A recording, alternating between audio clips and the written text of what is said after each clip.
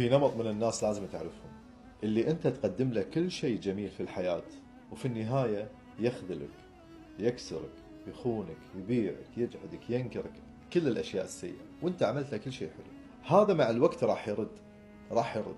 في شيء اسمه محكمة الضمير، ما تخلي الواحد يرتاح مهما بلغت قساوة قلبه. راح يرد مو لانه يبي يرد لك علشان يدخل علاقة معاك، لا، يبي يطمن انك مو شايل عليه عشان ضميره يرتاح. يرجع لك عن طريق اغنية، او صباح الخير، او اهداء رسالة، او مساء الخير. يبي يطمن انك مو شايل عليه عشان ضميره يرتاح. لا تريح، انت ما تدخلت ولا شيء، خل ضميرهم ياكلهم. هذا عدل الله الالهي، لا ترفض نصرة الله لك. اللي خذلوك وباعوك وانت قدمت كل شيء جميل لهم، الله يعاقبهم بضميرهم. انت لا تتدخل، خلاص لا تتدخل، لا تريحهم، لا ترد عليهم، تجاهلهم بالكامل.